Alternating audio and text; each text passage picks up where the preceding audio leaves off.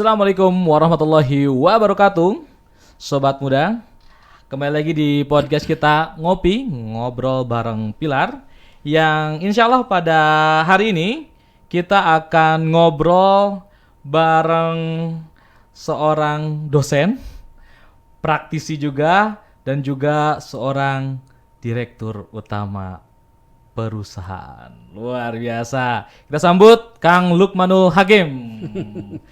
Baik, Assalamualaikum warahmatullahi wabarakatuh. Waalaikumsalam. Kang Lukman, sehat Kang Lukman?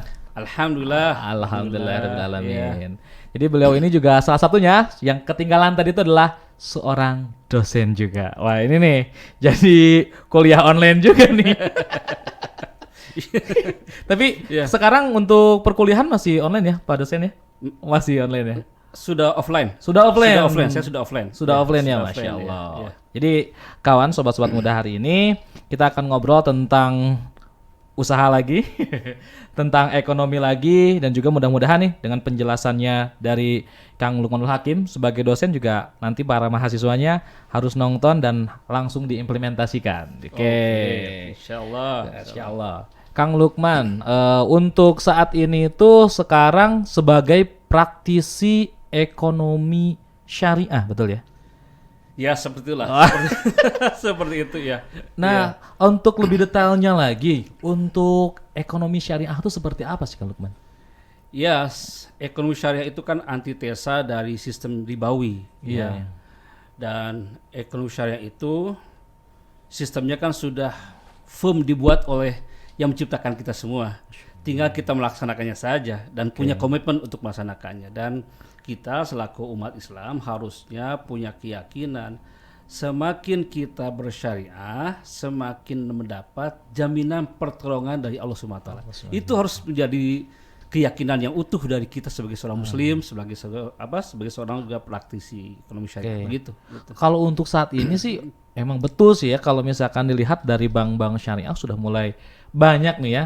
Tetapi kondisinya seperti apa nih? Terlebih dari skala Indonesia dan Cianjur nih saat ini nih. Untuk syariahnya, ekonomi syariah seperti apa nih kira-kira? Ya, bisa kita bagi dua lah ya. Kalau kita serius membahas itu ya. Ini mau kuliah serius atau Jangan dong, ini ngobrolnya santai tapi core-nya dapet nih. Artinya kalau kita bicara tentang syariah itu ada dua ya. Ada yang berekonomi syariah itu karena tren bisnis, ada yang berbasisnya ideologi. Nah, jadi emang dua ini ya harus kita dukung gitu ya. Tapi yang satu itu basisnya adalah karena ada populasi umat Islam yang cukup besar, ada kecenderungan masyarakat yang ingin bertransaksi secara syariah, lalu dibuat produk-produk syariah atau lembaga-lembaga syariah. Itu karena ada demand-nya seperti itu, mereka lalu bikin supply. Ada lagi yang berbasisnya ada ideologi. Nah, harusnya ekonomi syariah itu berbasisnya ideologi gitu, biar nanti perjuangannya ruhnya dapat gitu, bukan hanya sekedar tren bisnis saja. Begitulah. Nanti kalau panjangnya ceritanya bisa kemana-mana. Nah, kalau untuk ekonomi syariah sendiri nih, Kang Lukman ini apakah dari kuliah sudah menekuni atau seperti apa nih perjalanannya sampai menjadi praktisi dari ekonomi syariah itu sendiri? Saya mah kacemplung. Kacemplung gimana tuh maksudnya Kang? Iya, karena waktu itu sebenarnya pikirannya ingin jadi pengusaha kapitalistik begini. Ya artinya orientasinya untung lah pada waktu itu. Tapi mungkin Allah mentakdirkan lain, saya harus berpikir bukan hanya untuk itu gitu ya. Dan ternyata berekonomi syariah itu ada semacam ketenangan ya, ada semacam batin ini menjadi lebih puas, bukan hanya sekedar mendapatkan keuntungan semata, tapi ada kepuasan batin ya, bahwa kita, karena kalau dalam syariah itu begini, kalau ekonomi syariah itu kan pikirannya hanya dua. Setiap transaksi yang kita lakukan, kaki kita tuh di neraka atau di surga. Ya, seperti kita ini aja, kalau kita bicara ini ya, doa kita mau makan. Itu kan ujung-ujungnya kenapa kita mau makan pisang goreng, tapi kenapa jauhkan kami dari siksa api neraka? Apa hubungannya coba? Ya artinya betul. Bahwa berekonomi syariah itu bicara tentang surga dan neraka. Nah, saya juga tidak mau ketika saya berbisnis ujung-ujungnya mengatakan saya kepada api neraka. Kita ingin juga kan seperti doa kita kan, betul. Doa sapu jagat kita kan ingin di dunia juga hasanah, di akhirat juga hasanah. Begitu gitu. Iya. Apalagi hal terkecil juga doanya sudah luar biasa ya. Betul. Apalagi hal-hal yang misalnya fundamental seperti ekonomi bisnis kita ya. Betul. Yang menjadi salah satu amal kita juga nih ya. Betul. Oke. Tapi itu ini yang menarik nih. Kecemplungnya tuh kayak gimana nih? Sampai kecemplung tuh kayak gimana? Apakah diajak teman? Apakah langsung aja wah ini kayaknya udah di syariah nih, atau ada proses hijrahnya dulu nih gitu kan? Oh enggak, waktu itu sih gini, saya kumpul lah ya, setiap pekan ngumpul gitu kan. Iya. Pada waktu itu saya punya ustadz lah ya. Ya ustadz. Iya. Ya artinya kan semua orang tuh punya kecenderungan untuk berjuang. Betul. Ada yang berjuang di sisi pendidikan, ada yang berjuang di sisi politik, mungkin ya, ada juga yang berjuang di sisi ekonomi. Tapi ujungnya sama, bagaimana Islam ini, ajaran-ajaran Islam ini terimplementasikan di masyarakat. Maka saya bukan terpaksa, ya Allah mentakdirkan saya mungkin harus berjuangnya di sisi ini seperti itu. Ranah juang atau ladang dakwahnya. Ladang dakwahnya lah gitu, kalau kata Kang Hilal. Ladang dakwahnya di sini ya Kang Lukman ya. Betul. Nah, ini sangat luar biasa ya, apalagi mungkin tantangan terbesar nih di ekonomi syariah sebagai praktik ekonomi syariah. Tentunya dong pasti mengkampanyekan tentang keuntungan ekonomi syariah dan lain-lain, tentang hijrahnya juga gitu kan. Dari mungkin bank konvensional dan lain-lain, itu tantangan terbesarnya apa nih yang dihadapi oleh Kang Lukman sendiri? Ya, disparitas pemahaman antara pelaku dengan masyarakat. Nah, itu yang pertama kan ya, di mana masyarakat yang mungkin karena sudah cukup lama bertransaksi dengan pola-pola konvensional, ketika kehadiran ekonomi syariah ini masih ada resistensi. Nah, dan ini bukan salah mereka ya, ini tugas kita untuk memberikan pemahaman dan penjelasan kepada mereka, karena ibadah itu bukan hanya sekedar sholat. Ya, tubuh kita, baju kita yang mengantarkan kita bisa ibadah itu harus halal, dan itu dari transaksi bisnis yang sesuai dengan syariah. Begitu. Ini ada disparitas saja pemahaman dari konsepsi kita dan masyarakat, dan ini PR kita yang cukup besar ya, yang harus kita jawab gitu ya. Dan ini bukan hanya praktisi saja, ini juga tugas ustadz, ulama, MUI, semua ini harus punya concern yang sama untuk bisa menjelaskan kepada masyarakat bagaimana mereka ingin doanya bisa diijabah dengan makbul, dengan cara seluruh dalam tubuhnya itu ada yang halal dan thayyib. Betul. Gitu. Karena mungkin apalagi kalau teman-teman sekarang lagi hits nih hijrah gitu ya, ternyata bukan hanya hijrah secara kebiasaan dan lain-lain, tetapi juga harus hijrah juga dalam segi ekonomi juga ya gitu ya. That's right. Wah, iya mantap nih. Tapi untuk saat ini kira-kira nih ya, tadi tentang pemahaman, ada pengalaman-pengalaman lucu atau apa gitu ya yang ditemui pada saat menjelaskan tentang ekonomi syariah gitu. Iya, sangat banyak. Ya, contoh begini, ketika masyarakat ingin bertransaksi secara syariah, dalam pikiran mereka tuh syariah itu ketika misalnya transaksi pembiayaan lah begitu ya. Pertama, syariah itu di pikiran mereka itu murah. Kedua, mudah. Ketiga, tidak bayar. Oh udah, ini bukan wah ya mak. Islamnya kudu sodakoh kan gitu. Bahkan ada yang ustadz yang paham pun ketika kita misalnya dia ada persoalan, dijawabnya oleh Al-Baqarah 280. Itu gimana tuh kalau misalkan ini memahamkannya? Ya ini artinya dakwah itu kan harus dengan tata cara yang baik.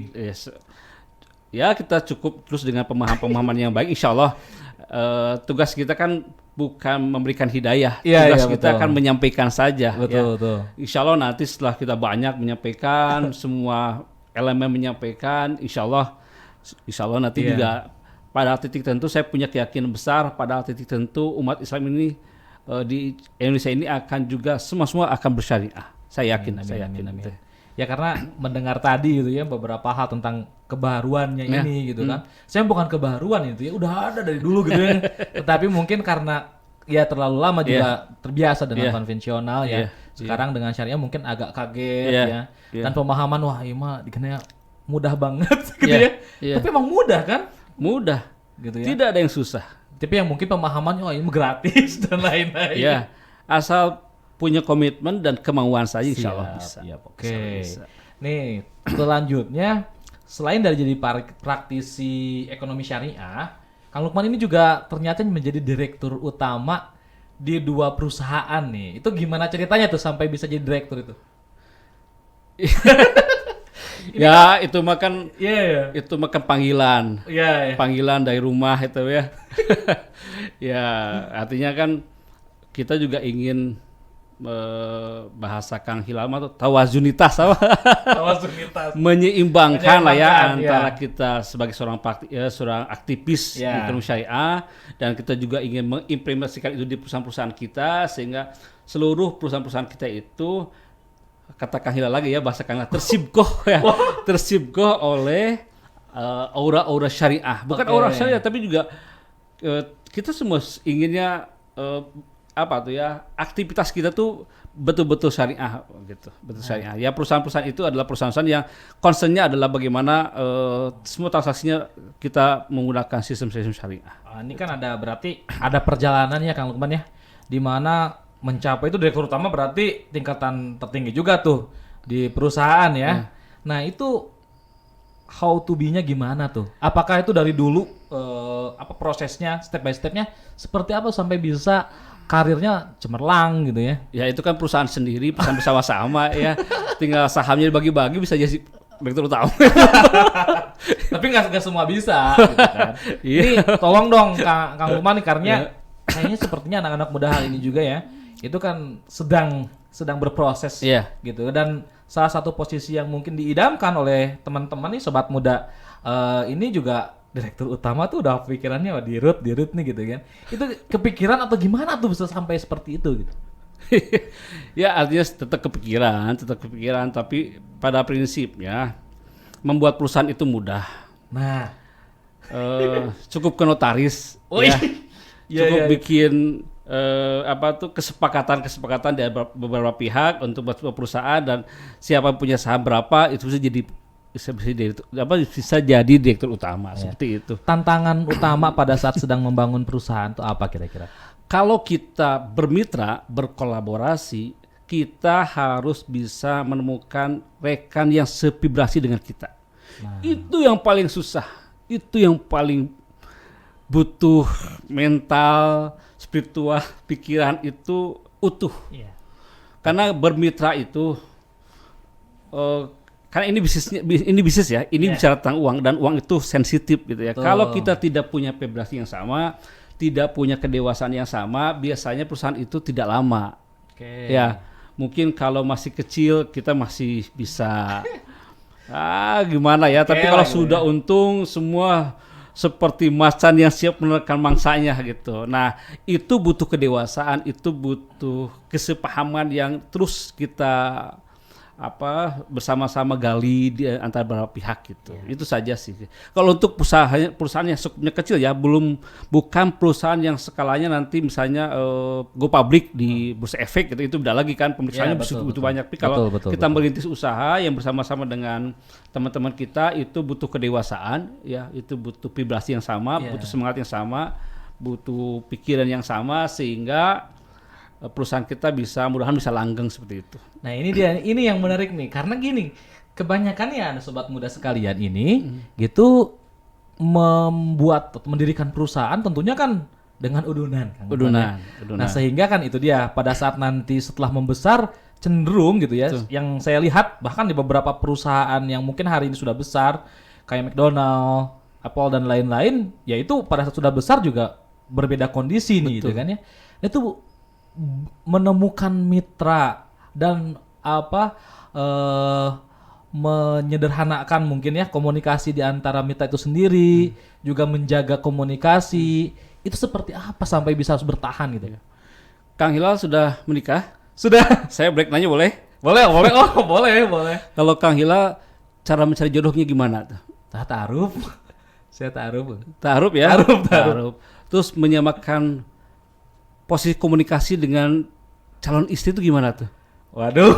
Nah itu sama seperti kita mencari jodoh. Oh gitu ya? Sama. Insyaallah harus ini juga ya, Pak. Harus sholat istikharah. Istikharah gitu ya. Menyamakan komunikasi. Ya sama seperti kita mencari jodoh. Karena emang mitra bisnis kita ya jodoh kita. Anak-anaknya adalah profit kan gitu. Oh iya. Anak-anaknya adalah keuntungan gitu. Tapi kan kalau kita ingin bisa keuntungan ya bagaimana kita punya pasangan mitra kita itu yang pasti tidak sama. Siap. Pasti tidak sama. Setiap orang itu punya kepentingan, punya latar belakang, gitu ya, punya keinginan.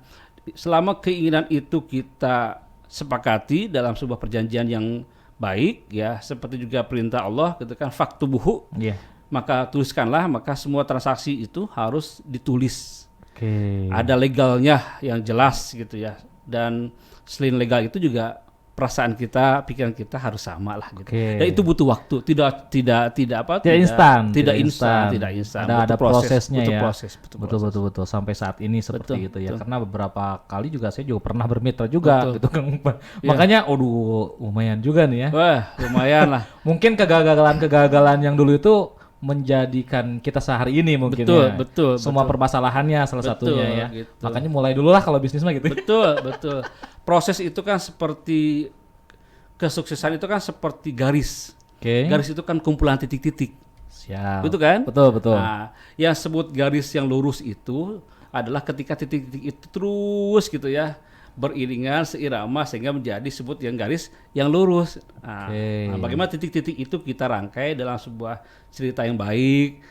Tidak ada nakal. Ya, kita kalau dalam berbisnis itu dengan bermitra itu gak boleh nakal kitanya. Gak hianat pokoknya. Ya, tidak boleh hianat itu. Tapi kalau kita ada niat nakal atau garis-garis itu sudah mulai bengkok-bengkok, itu pasti bukan garis lurus kan? Betul. Pertama kesepakatannya harus tidak boleh nakal di antara kitanya. Gitu. Tidak ada yang merasa seperti ini. Ya, kalau terkait dengan share-nya kan tergantung saham yang dimilikinya. Betul. Semakin besar sahamnya, ya semakin besar juga haknya dia. Gitu. Betul. Oke, ini luar biasa nih kawan-kawan semua ya. Tentang bagaimana memulai bisnis juga ya. Salah satunya adalah bagaimana mencari mitra. Betul. Karena itu yang jadi jodoh kita juga nih ya. Yang akan membersamai jalan perjuangan bisnisnya ya. Betul. Oke, selanjutnya Kang Lukman. Di saat ini sebagai dosen pula nih. Kira-kira nih pada saat menyampaikan motivasi kepada para mahasiswanya gitu ya, itu seperti apa nih tentang bisnis itu sendiri? Ya artinya kalau kita bicara tentang bisnis itu kan bicara tentang pilihan-pilihan ya. Betul. Ada yang ingin nyaman maka orientasi pikirannya ingin menjadi pegawai. Betul. Ketika ada orang yang orientasi dan pilihannya mencari resiko, maka dia ingin menjadi pebisnis. Pilihan-pilihan itu kan tidak kita bisa paksakan ya. Walaupun misalnya saya cuap-cuap ya, dosen itu kan nggak dongeng sendiri, dosen itu ya. nggak dongeng sendiri. Ya, dosen itu kan nggak dongeng sendiri. Saya ngomong depan ini, anak-anak mari kita bicara tentang bisnis sebagainya. Bisnis itu adalah 10 dari pintu rezeki itu adalah 9-nya dari bisnis misalnya. Ya, itu kan clear, itu adalah hadis Rasulullah dan kita yakini itu. Ya, dan dari seluruh sahabat yang ada hari ini, misalnya sahabat Rasulullah itu adalah rata-rata pebisnis ya gitu.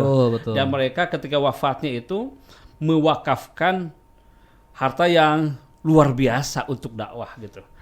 Nah, motivasi itu kan harus masuk kepada locus of control internal dan eksternalnya mereka. Nah gitu. Kalau kita hanya pada locus control of eksternalnya, mengajak, memberikan cerita-cerita indah atau cerita yang tidak indahnya gitu. Tapi kan harus ada kemauan dari mereka, disebut dengan locus control of internal kalau dalam bahasa kewirausahaan begitu. Ya. Ini 2 semester itu. 1 semester itu. Ini udah ber-SKS. Gak apa-apa nih ini sambil saja nih biar sobat muda semua yang di rumah juga bisa mengambil semua syariah daging semua nih. Kalau ekonomi syariah sama Kang Lukman daging ini. Daging. Gimana Kang? Dilanjut lagi Kang tentang tadi itu tentang memberikan motivasi kepada anak-anak muda ya, khususnya mahasiswa, apalagi mahasiswa ya. Orientasinya kan lebih tinggi lagi daripada anak-anak muda yang tidak melanjutkan pendidikannya gitu. Gimana Kang? Saya itu ngajar tuh di semester 6 semester 7 lah ya. Ya. Sudah mulai memikirkan kehidupan. Ya, betul. Dari 40 atau 30 mahasiswa itu 10% lah itu sudah bagus yang berminat menjadi pengusaha itu. Oke. Dan itu tantangan, tantangan. Itu saya bukan hambatan, itu challenge buat saya untuk berikan terus motivasi kepada mereka sehingga mereka mau menjadi pengusaha-pengusaha yang utuh lah gitu. Karena memang kalau kita bicara tentang kemajuan sebuah negara harus 6% dari jumlah populasinya itu adalah pengusaha. Ya, kalau Amerika mungkin sudah di atas 12%, Singapura sudah di atas 10% lah gitu. Indonesia itu kan masih di bawah itu, di bawah 6% kalau tidak salah ya. Saya lupa angkanya, tapi di bawah itu. Nah, bagaimana kalau kita bicara tentang Indonesia ke depan? Karena saya punya keyakinan nih hari ini ya, dalam pandemi hari ini, ketika nanti virus corona ini sudah ketemu vaksinnya, percepatan bisnis di Indonesia itu bisa 3 kali dari sekarang. Uang akan begitu banyak, luar biasa derasnya. Pertanyaannya kita mau menjadi pemain cadangan, ya, mau jadi penonton atau menjadi pemain. Nah, pilihan-pilihan itu hari ini kita renungi nih. Masa pandemi itu kan masa kita kontemplasi nih hari ini.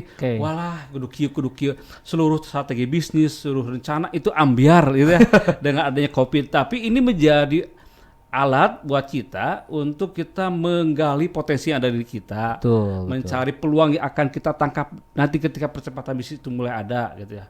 Jadi kalau hari ini teman-teman ya mau menikmati pasca COVID ya, atau setelah adanya vaksin ini, terserah nih mau menikmati derasnya uang ya, atau menjadi pemain cadangan yang nanti dipanggil atau tidak dipanggil, atau hanya sekedar penonton saja gitu, menikmati orang yang wah luar biasa, wah orang luar begitu, kita hanya begitu saja, atau kita sudah jadi komentator ya, jadi komentator saja, julid saja begitu. Ya itu pilihan-pilihan, tapi hari ini emang terus pemahaman ini terus disampaikan ke teman-teman mahasiswa, teman-teman pemuda gitu ya, teman-teman siapapun yang mau menjadi seorang entrepreneur gitu ya. Karena saat ini adalah momentum terbaik menurut saya ya. Momentum terbaik untuk mengambil opportunity ini. Ya, opportunity mau diambil atau tidak nih. Karena jangan sampai bisnisnya akan runningnya 2 kali atau 3 kali cepat itu kita tidak dapat apa-apa. Betul. Kita nggak siap, kaget.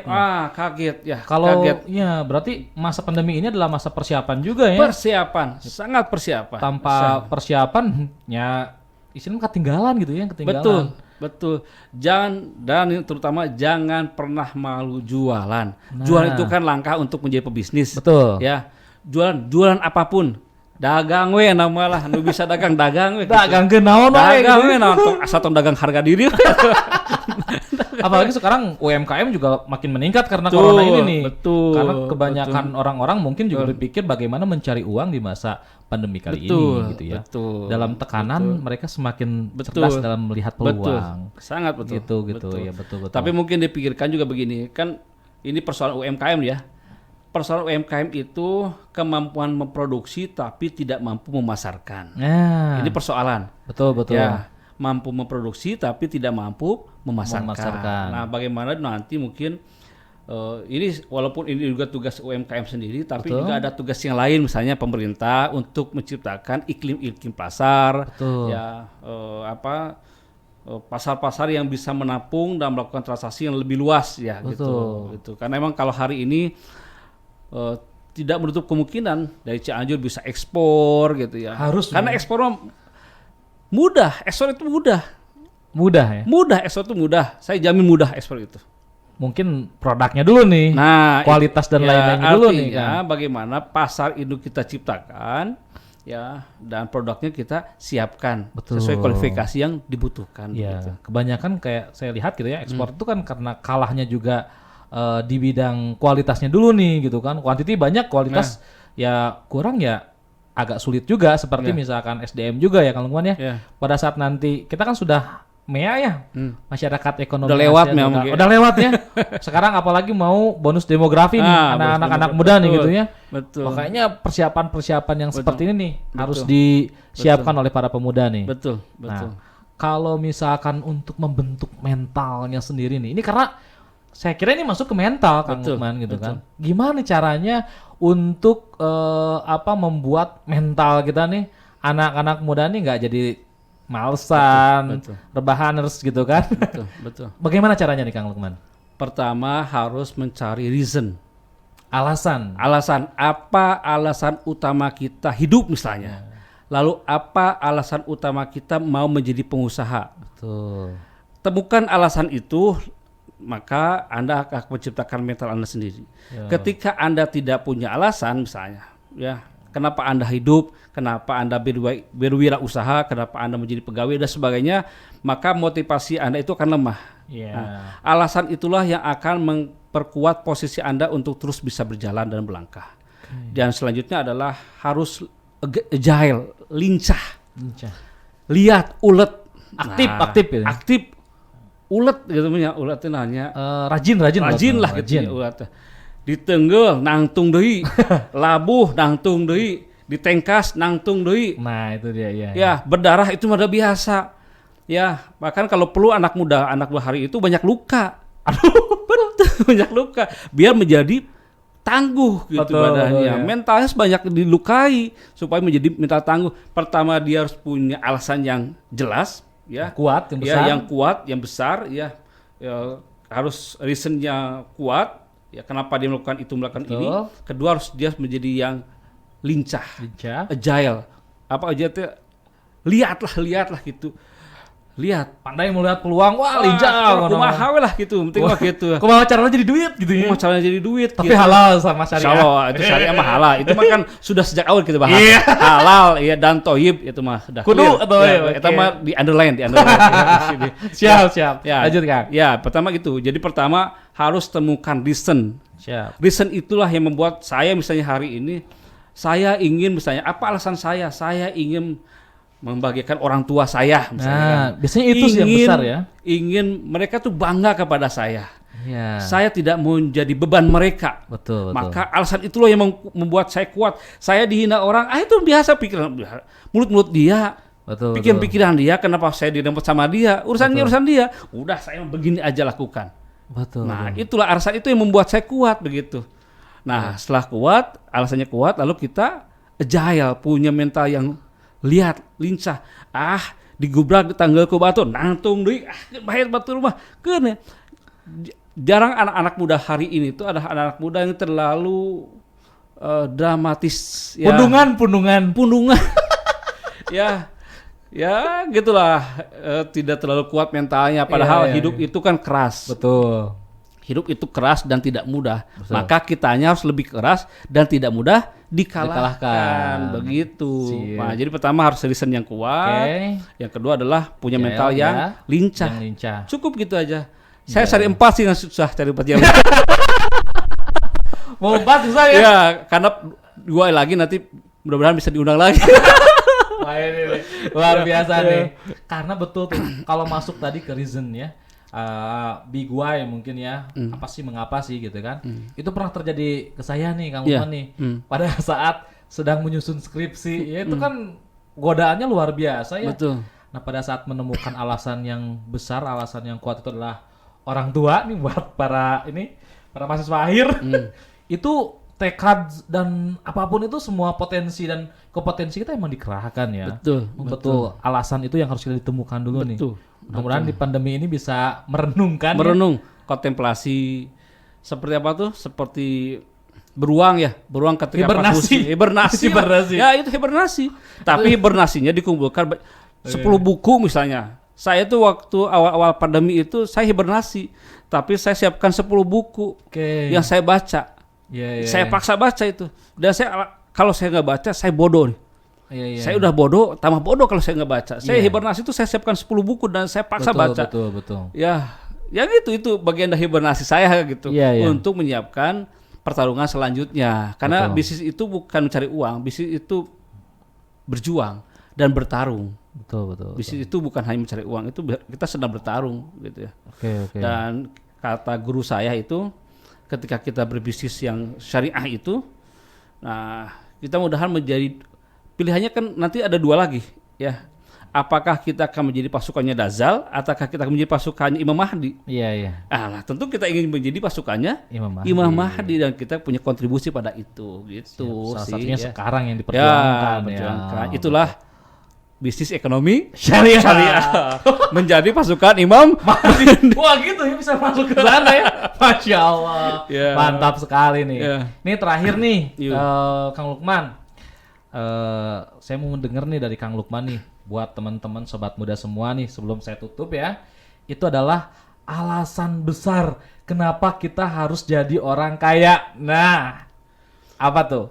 Pertama, dalam Al-Quran itu tidak ada perintah menjadi miskin. Oke. Tidak ada. Silakan Anda cari ya, tidak ada ya. Ya. Wa mimma rojaknahum yunfikun. Artinya kalau kita punya rezeki, nggak mungkin kita dipaksa untuk menginfakkan. Iya. Betul kan? Nah, artinya menjadi kaya itu adalah perintah Allah Subhanahu wa taala. Oke. Clear ya? Ini alasannya udah besar banget. Oke ya. Dalam rukun yang kita rukun yang kita wajib laksanakan, 5 rukun Islam. Oke. Ada nggak perintah untuk mengeluarkan uang? Enggak. Zakat, oke, zakat. Artinya ketika orang berzakat itu kan sudah mencapai nasab dan haulnya kan? Betul. Ya nggak? Artinya orang punya uang atau tidak punya uang itu?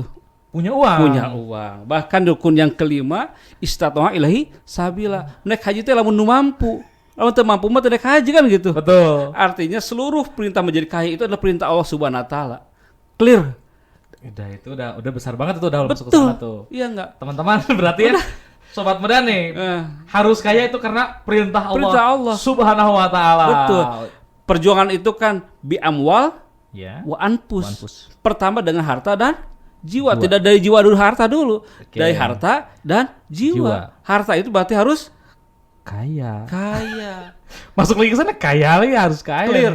Itu kenapa alasan saya menjadi kaya? Ya. Mudah-mudahan Allah mentakdirkan saya menjadi kaya, ya. Amin. Karena itu adalah perintah Allah Subhanahu wa taala. Masya Allah. Luar biasa nih. Podcast hari ini daging semua nih, sama dari kita ngobrol dengan Pak dosen, direktur utama dan juga aktivis.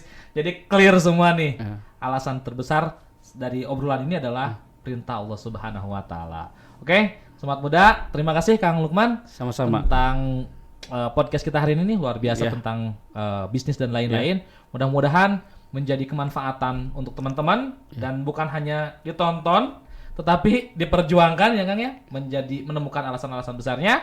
Dan siap-siap setelah pandemi akan ada akselerasi bisnis 3 kali lipat kata Kang Lukman sendiri, dan kita akan jadi kaya babarengan. Amin.